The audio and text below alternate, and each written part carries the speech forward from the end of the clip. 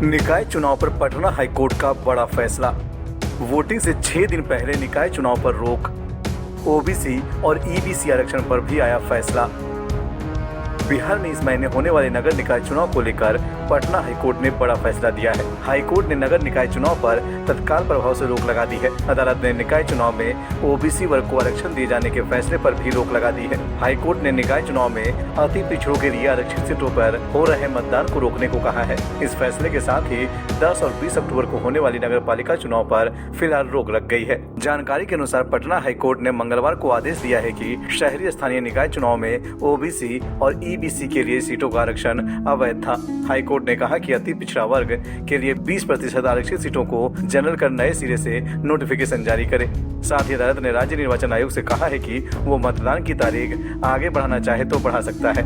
मुख्य न्यायाधीश संजय करोल और न्यायमूर्ति एस कुमार की खंडपीठ ने माना है कि राज्य सरकार ने सुप्रीम कोर्ट के फैसले के तहत बगैर ट्रिपल टेस्ट के ईबीसी को आरक्षण दे दिया।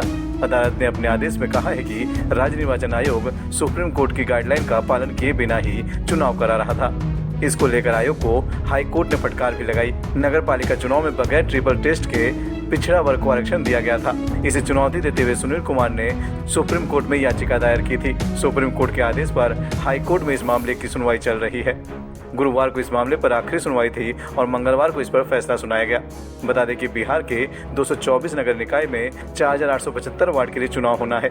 ये चुनाव 2 फेज में आयोजित किए जाएंगे। पहले चरण के लिए 10 अक्टूबर को वोटिंग होगी। इस चरण के लिए वोटों की गिनती 12 अक्टूबर को होगी। वहीं दूसरे चरण के लिए 16 अक्टूबर को नामांकन होगा। 20 अक्टूबर को मतदान और 2 दिन बाद वोटों की गिनती होगी।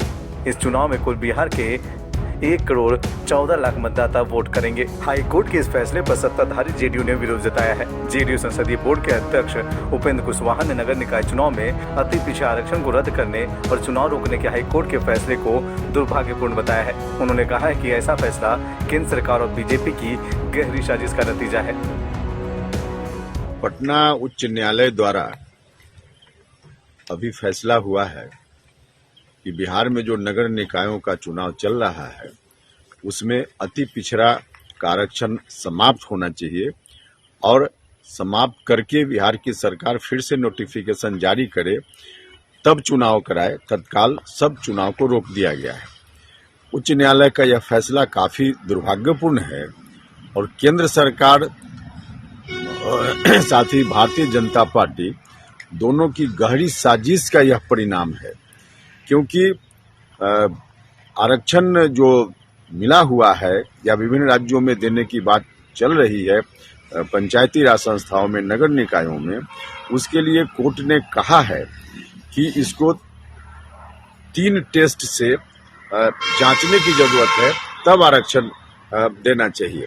3 टेस्ट से जांचने का मतलब है कि जात की गिनती का आंकड़ा तत्काल अनिवार्य है। केंद्र की सरकार जात की गिनती नहीं करवा रही है। समय पर यदि जात की गिनती हो गई रहती केंद्र सरकार की ओर से और 3 टेस्ट से इसकी जांच हो गई होती तो आज यह स्थिति नहीं आती। बिहार में जो आरक्षण अति पिछड़ा समाज के लोगों को मिला हुआ है यह चलता रहता और चुनाव हो जाता, चुनाव नहीं रुकता। लेकिन रुका है चुनाव, यह दुर्भाग्यपूर्ण है।